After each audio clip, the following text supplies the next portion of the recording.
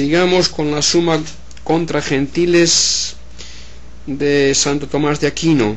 Estamos en el libro tercero, capítulo 155. El hombre necesita del auxilio de la gracia para perseverar en el bien.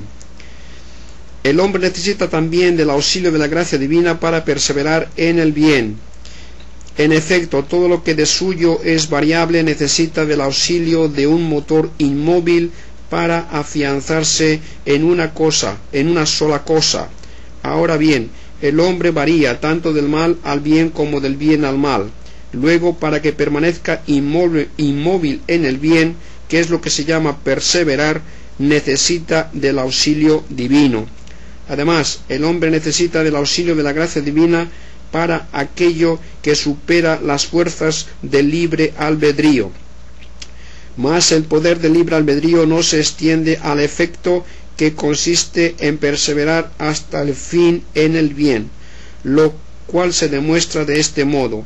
El poder del libre albedrío es acerca de las cosas que caen bajo la elección, y lo que se elige es algo particular ejecutable. Pero lo particularmente ejecutable es lo que existe en circunstancias determinadas de tiempo y lugar. Luego, lo que cae bajo el poder del libre albedrío es algo que ha de ejecutarse en este momento. Mas el perseverar no significa algo como ejecutable en un momento dado, sino la continuación de la operación durante todo el tiempo. Luego, el afecto que consiste en perseverar en el bien está sobre el poder del libre albedrío. En consecuencia, el hombre necesita del auxilio de la gracia divina para perseverar en el bien. Aunque el hombre sea dueño de sus propios actos por la voluntad y el libre albedrío, sin embargo, no es dueño de sus potencias naturales, y por esto, aunque sea libre para querer o no querer algo, sin embargo, al querer no puede hacer que la voluntad se mantenga inmóvil con respecto a lo que quiere o elige. Mas para la perseverancia se requiere que la voluntad permanezca inmóvil en el bien. Por tanto, la perseverancia no está al alcance del libre albedrío. En consecuencia, es necesario que haya en el hombre un auxilio de la gracia divina para que persevere.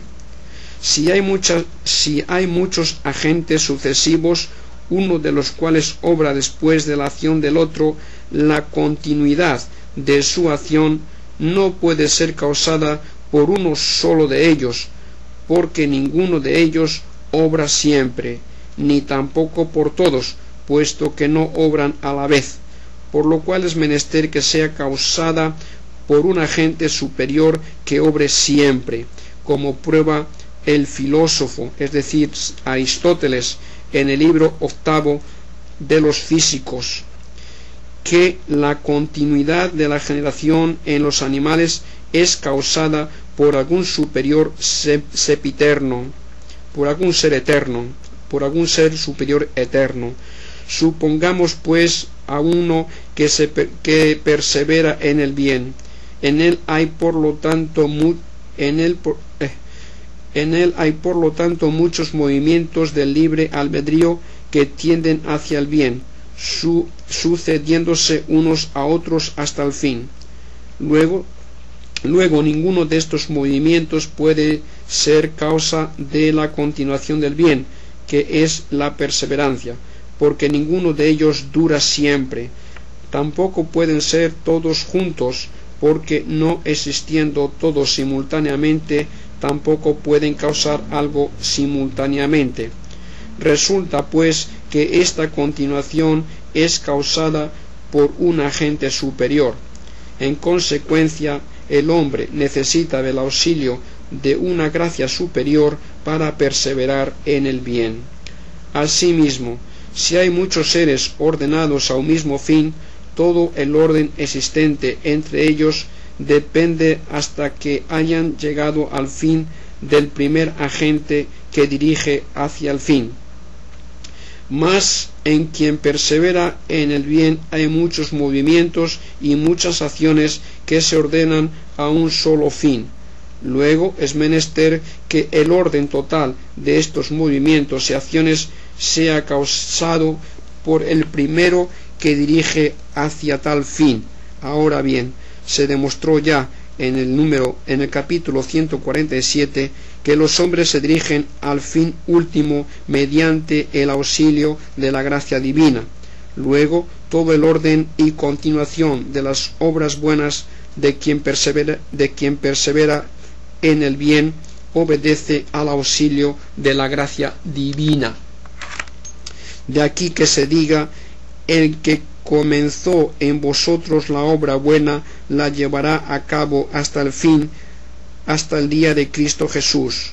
Y en la primera carta de San Pedro: el Dios de toda gracia, que os llamó en Cristo a su gloria eterna, después de un breve padecer, os perfeccionará y afirmará, os fortalecerá y consolidará.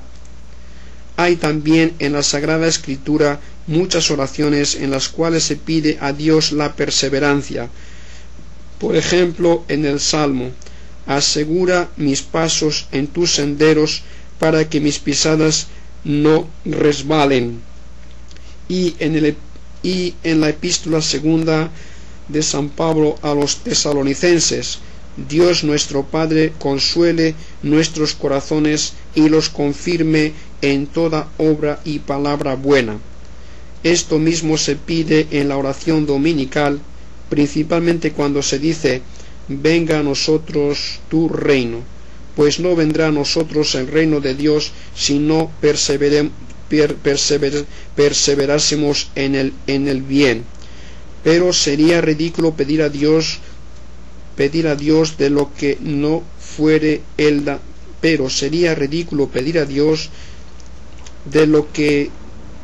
fuere el dador. Luego, la perseverancia del hombre procede de Dios, y con esto se rechaza el error de los pelagianos, quienes dijeron que al hombre le basta el libre albedrío para perseverar en el bien, y que no necesita para esto del auxilio de la gracia divina. No obstante, ha de tenerse en cuenta que, como incluso el que tiene la gracia pide a Dios perseverar en el bien, así como no basta para perseverar en el bien el libre albedrío sin el auxilio externo de Dios, así tampoco es suficiente en nosotros un hábito infuso para perseverar, pues los hábitos que Dios nos infunde mientras dura la vida presente no quitan totalmente del libre albedrío la propensión al mal, aunque por ellos se establezca en cierto modo el libre albedrío en el bien. Luego, cuando decimos que el hombre necesita de la gracia divina para perseverar hasta el fin, no entendemos que sobre la gracia habitual infundida primeramente para obrar bien se infunda después otra para perseverar. Por el contrario, entendemos que poseídos todos los hábitos gratuitos, todavía necesita el hombre el auxilio de la divina providencia que le gobierne exteriormente. Seguimos con la Suma contra Gentiles de Santo Tomás de Aquino, libro tercero, capítulo 156. Quien pierde la gracia por el pecado puede ser reparado por la gracia. Por lo dicho se ve que el hombre, aunque no perseverara, sino que cayera en el pecado, puede ser restablecido en el bien mediante el auxilio de la gracia. A la misma virtud pertenece conservar la salud de una y repararla cuando se pierde, pues así como por la virtud natural se conserva en el cuerpo la salud, así por la misma virtud natural se restablece la salud quebrantada. Sin embargo, el hombre persevera en el bien por el auxilio de la gracia divina, como se ha demostrado en el capítulo anterior. Luego, si hubiese caído por el pecado, podrá ser restablecido por el auxilio de la misma gracia divina.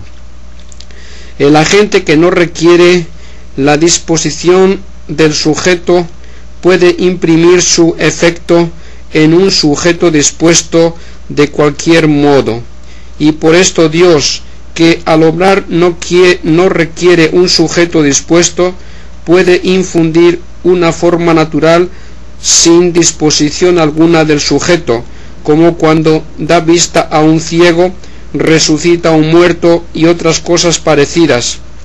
Y del mismo modo que no necesita la disposición natural en el sujeto corpóreo, así tampoco necesita mérito alguno en la voluntad para comunicar la gracia, la cual se da sin mérito propio, según se demostró en el capítulo 149. En consecuencia, Dios puede comunicar la gracia santificante, mediante la cual se borran los pecados, aun después de haberla perdido por el pecado. El hombre únicamente no puede recuperar, una vez perdidas, las cosas que le sobrevienen por generación, como las potencias naturales y los miembros, porque no puede ser engendrado nuevamente. Ahora bien, el auxilio de la gracia se le comunica al hombre no por generación, sino después que ya existe. Luego puede, desde la pérdida de la gracia por el pecado, ser restablecido de nuevo para borrar los pecados. Por otra parte, la gracia es cierta disposición habitual al alma, según se demostró en el capítulo 150. Mas los hábitos que se adquirieron por los actos, si se pierden, pueden adquirirse de nuevo mediante los actos con que se adquirieron. Por consiguiente, mucho mejor puede ser reparada por la operación divina la gracia que une a Dios y libra del pecado si se pierde. En las obras de Dios no hay nada en vano, como tampoco en las obras de la naturaleza, pues la naturaleza recibe de Dios esta propiedad. Ahora bien, una cosa se movería en vano si no pudiese llegar al fin del movimiento. Luego es necesario que aquello que nació para moverse hacia un fin tenga la posibilidad de llegar a él. Mas en el hombre, después que ha caído en el pecado y mientras permanece en esta vida, queda cierta aptitud para moverse hacia el bien. Prueba de ello son el deseo del bien y el dolor del mal, que permanece todavía en él después del pecado. En consecuencia, es posible que el hombre después del pecado vuelva nuevamente al bien que la gracia produce en él. No hay en la naturaleza de las cosas ninguna potencia pasiva,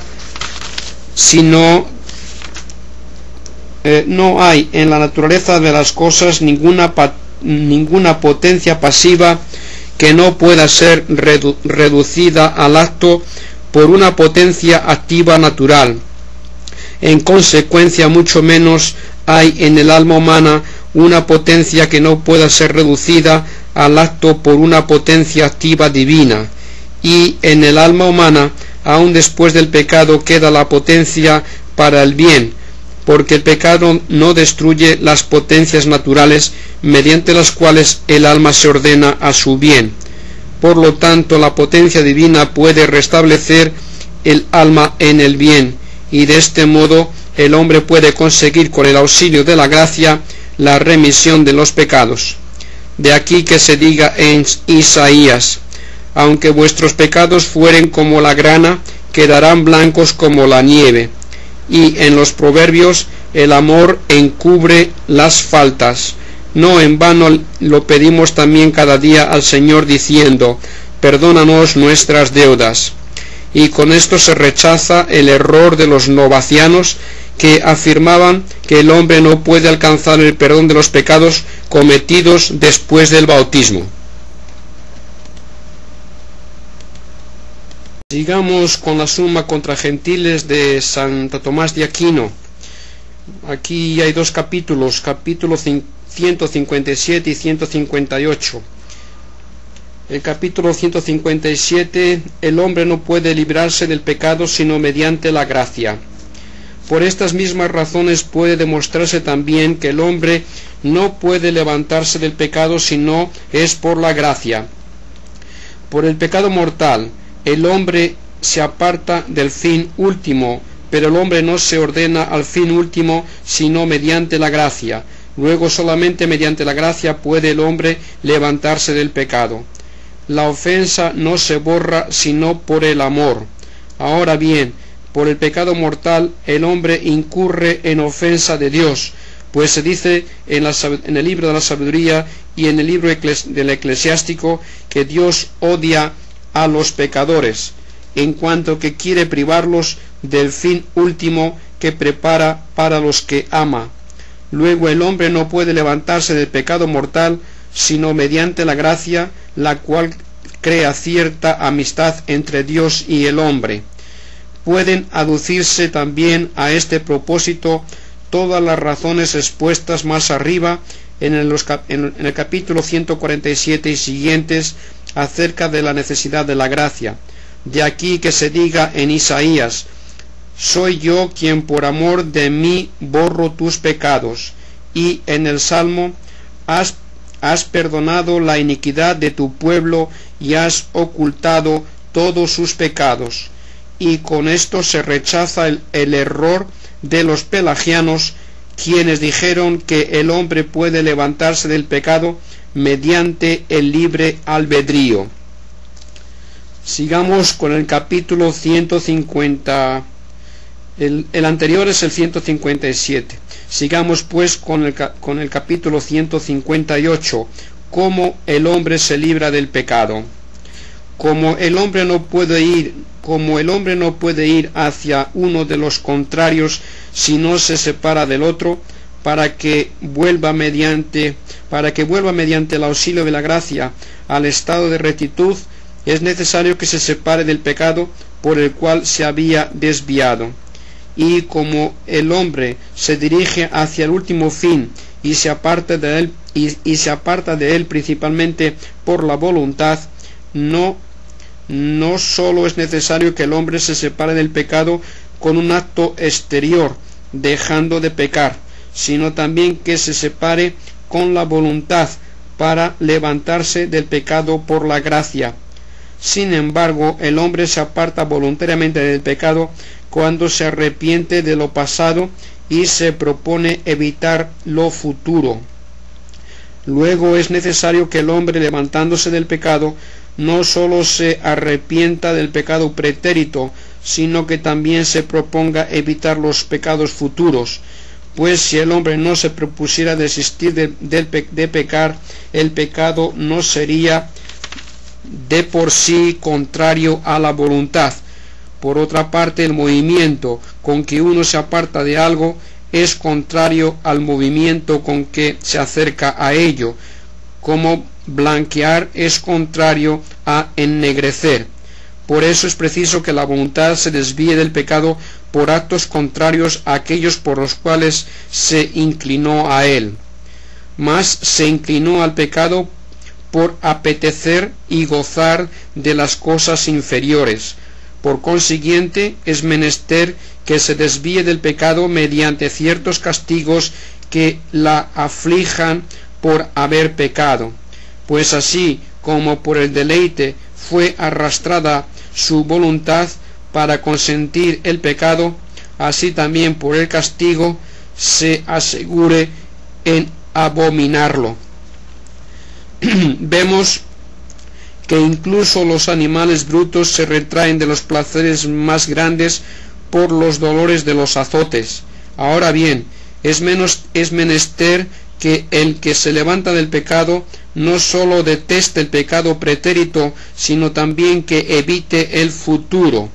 Luego es conveniente que sea castigado por el pecado, para que así se asegure más en el propósito de evitar los pecados futuros. Lo que adquirimos con trabajo y sufrimiento lo amamos más y lo conservamos con más diligencia. Por eso quienes adquieren el dinero con su propio trabajo lo gastan menos que quienes lo adquieren sin trabajo, ya sea de sus padres, ya sea de cualquier otro modo. Pero el hombre que se levanta del pecado, le es necesario principalmente conservar con diligencia el estado de gracia y el amor de Dios, cosas que perdió pecando por negligencia. Luego es conveniente que padezca trabajo y sufrimiento por los pecados cometidos. El orden de la justicia exige que se castigue el pecado, pues la conservación del orden en las cosas manifiesta la sabiduría del Dios que las gobierna. Luego el castigo del pecado pertenece a la manifestación de la bondad y gloria de Dios. Pero el pecador al pecar obra contra el orden establecido por Dios, quebrantando sus leyes. Esto es conveniente que lo restablezca castigando en sí mismo lo que antes había pecado. Es así, y así se sitúa totalmente fuera del desorden. Y esto demuestra que, después que el hombre ha conseguido por la gracia la remisión del pecado y ha sido restablecido al estado de gracia, queda obligado por la justicia de Dios a sufrir alguna pena por el pecado cometido, y así se impone a sí mismo esta pena, como quiera que lo que está sometido a la divina providencia, no puede quedar desordenado. Dios se la impondrá, y esta pena no se llama satisfactoria, puesto que no ha sido elegida por quien la sufre, sino que se llama purgativa, pues al castigarle otro viene como a purgarse mientras se restablece lo que él desordenó. Por esto dice el apóstol San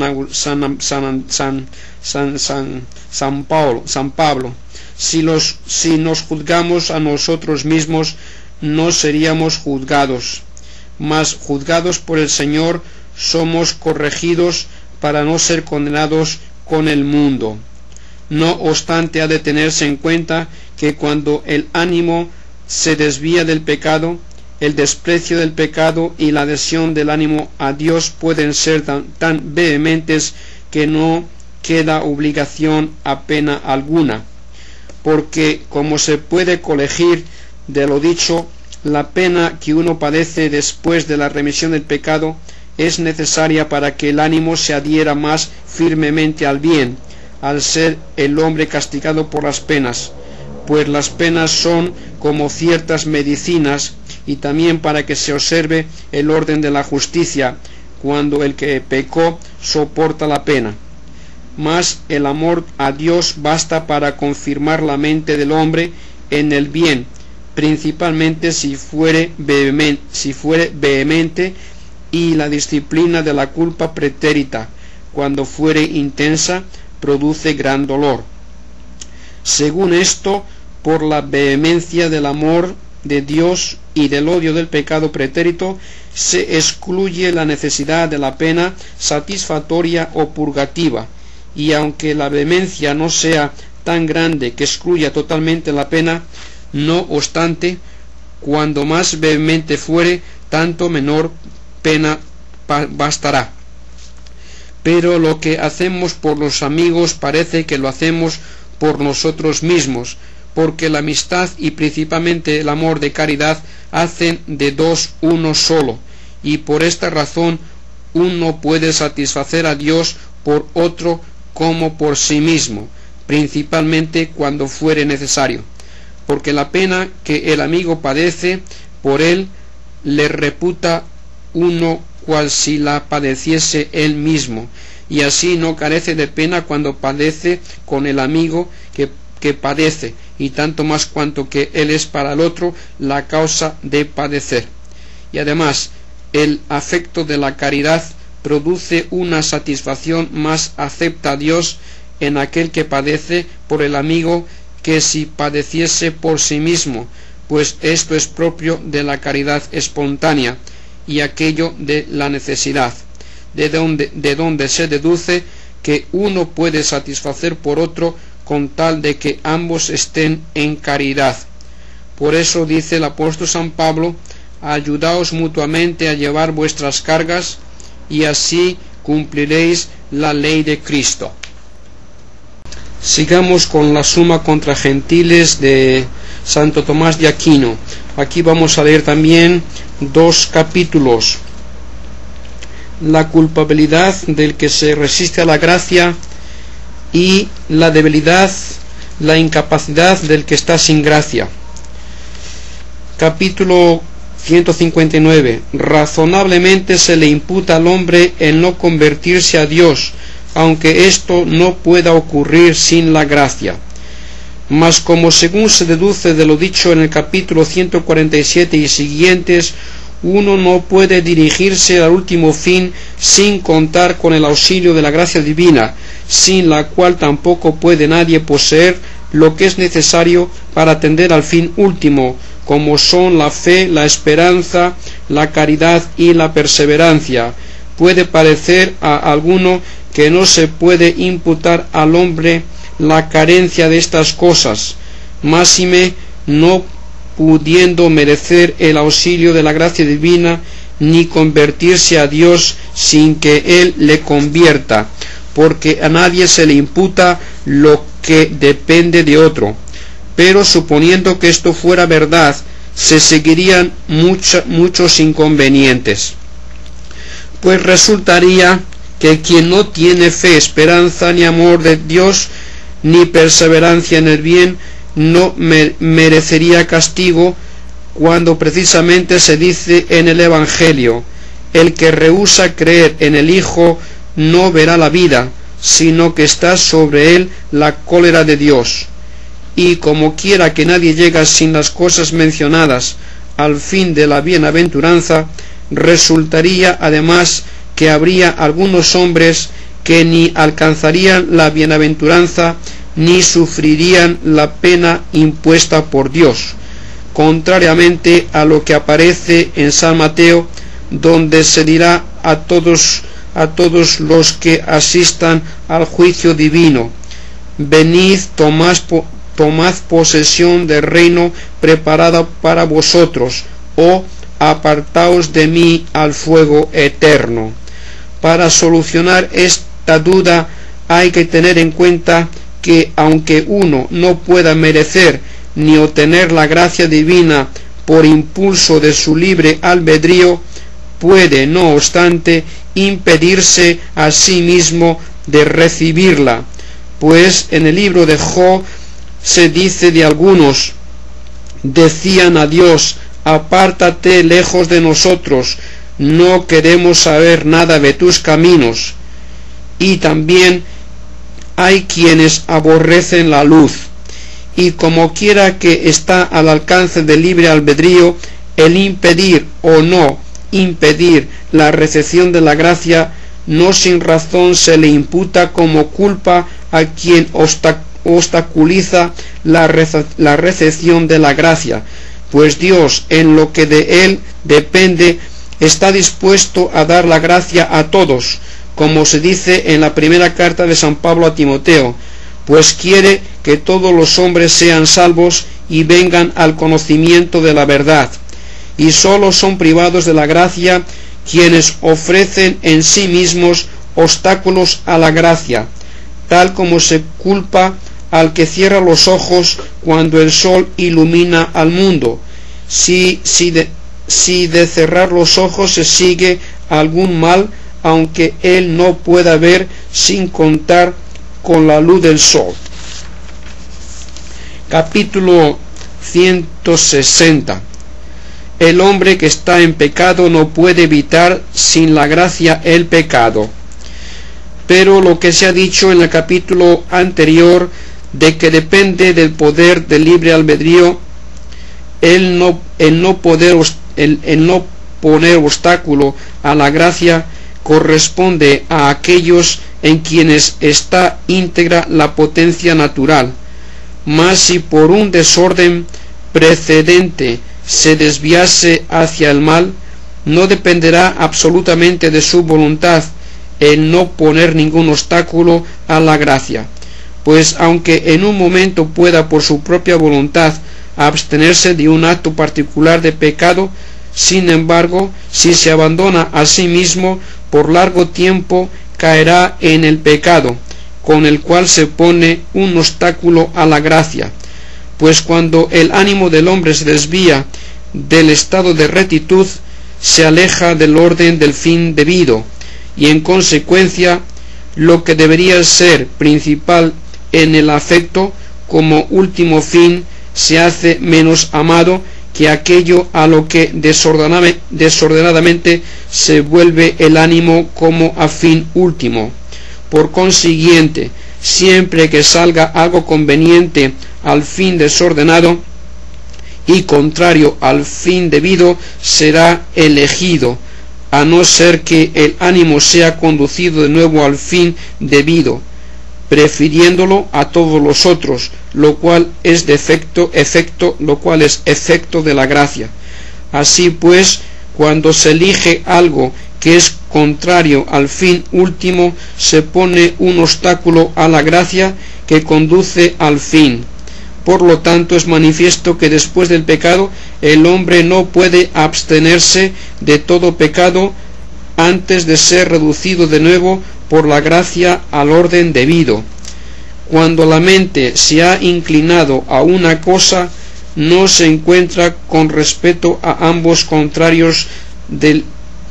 Cuando la mente se ha inclinado a una cosa, no se encuentra con respecto a ambos contrarios de igual modo, sino que está más cerca de aquel hacia el cual se ha inclinado, y la mente elige aquello a lo que está más propensa. Si una investigación racional no la desvía de ello con cierta cautela. Por eso en las cosas espontáneas se manifiesta principalmente nuestra disposición interior, y no es posible que la mente humana esté en continua vigilancia para discutir con la razón lo que debe querer u obrar.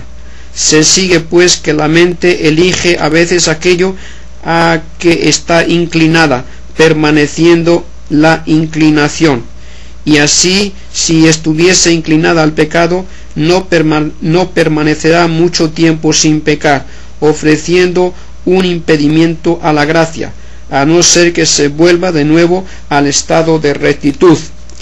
Favorecen también esta situación los impulsos de las pasiones corporales y las cosas apetecibles según el sentido y muchas ocasiones de obrar el mal, que fácilmente provocan al hombre a pecar, a no ser que se retraiga por una fuerte adhesión al fin último, que es efecto de la gracia. Por eso se ve que es necia la opinión de los pelagianos, quienes decían que el hombre que está en pecado puede evitar sin la gracia los pecados, contrariamente a lo que se ve cuando se pide en el Salmo: no me abandones cuando me faltaren las fuerzas.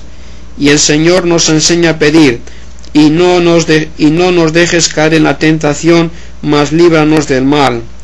Pero aunque los que están en pecado no puedan evitar por su propia voluntad el ofrecer impedimento a la gracia, como se ha demostrado, a no ser que se les anticipe el auxilio de la gracia, no obstante esto se les imputa como culpa, porque tal efecto es el residuo de una culpa precedente, como el ebrio no es disculpable del homicidio que comete durante la ebriedad en la que incurrió por su culpa.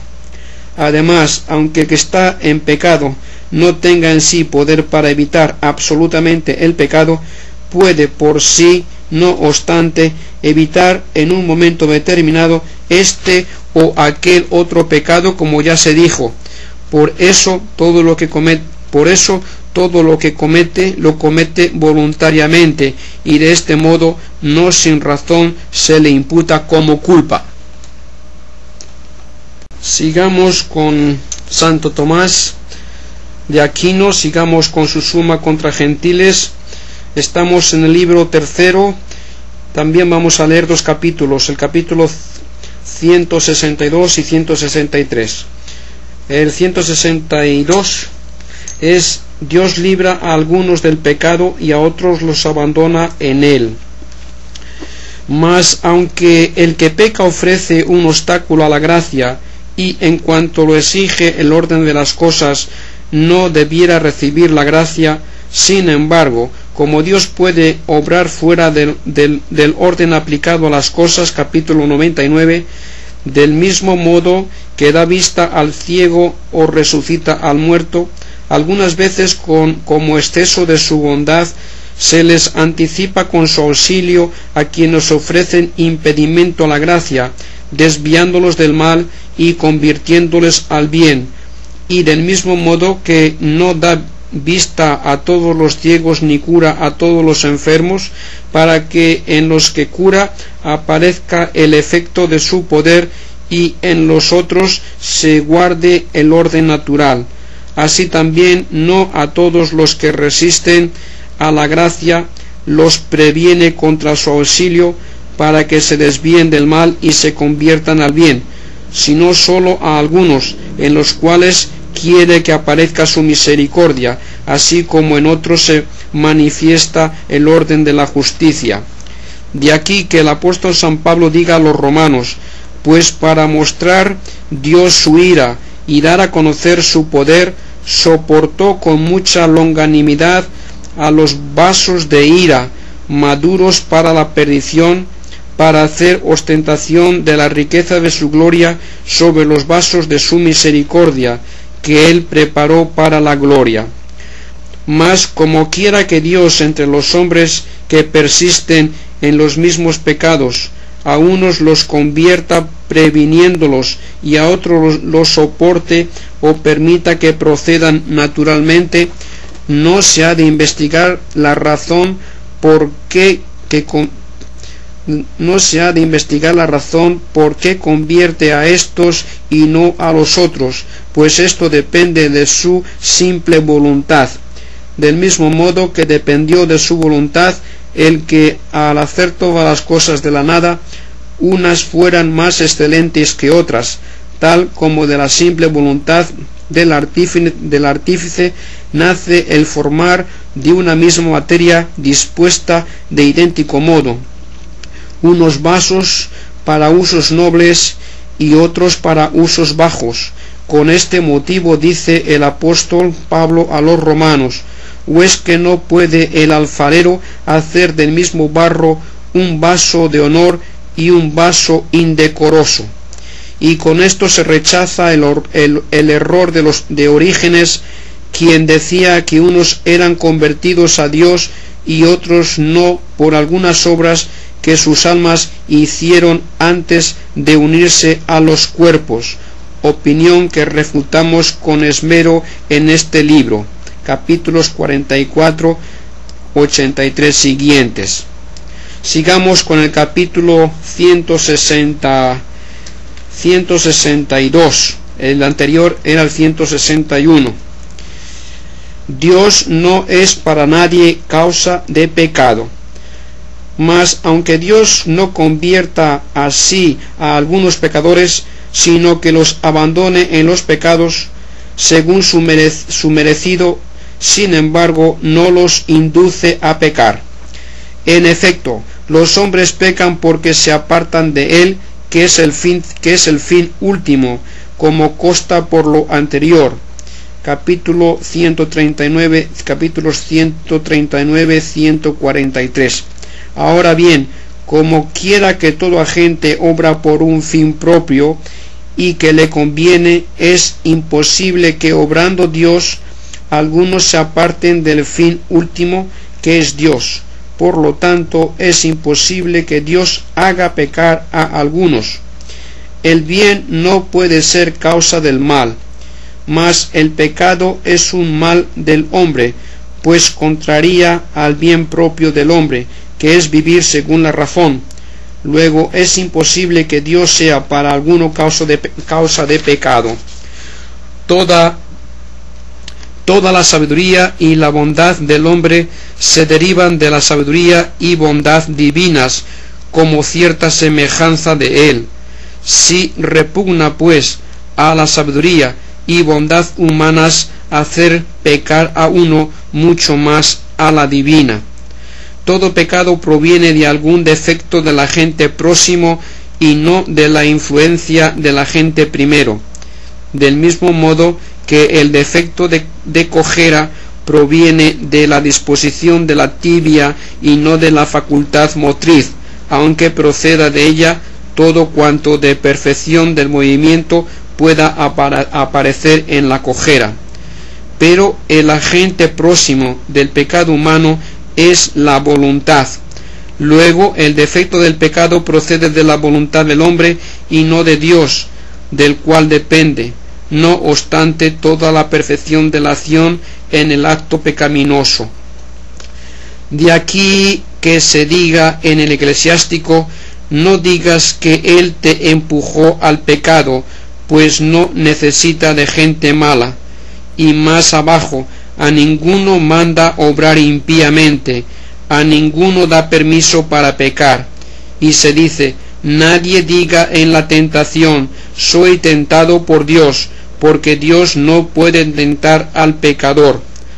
Hay, sin embargo, ciertos textos en las Escrituras por los cuales parece que Dios es para algunos causa de pecado.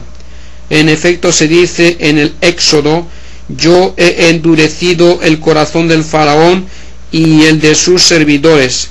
Y en Isaías: endurece el corazón de su pueblo, tapa sus oídos, para que no vean con sus ojos ni oigan con sus oídos, y no se conviertan y no sean curados de nuevo. Y en Isaías se dice también: no dejas errar fuera de tus caminos, y endureces nuestro corazón contra tu temor. Y en la epístola de San Pablo a los Romanos se dice: Dios los entregó a su réprobo sentir, que los lleva a cometer torpezas. Todos estos textos hay que entenderlos en el sentido de que Dios no concede a algunos un auxilio para evitar el pecado, que sin embargo concede a otros. Y este auxilio es no sólo la infusión de la gracia, sino también la custodia exterior por la que la divina providencia quita al hombre todas las ocasiones de pecar y frena todos los estímulos del pecado. Dios ayuda también al hombre contra el pecado mediante la luz natural de la razón y otros bienes naturales que da al hombre. En consecuencia, cuando quita a algunos estos auxilios en mérito a sus acciones, cual lo exige su justicia, se dice que los endurece o ciega, o alguna de las otras cosas que hemos dicho.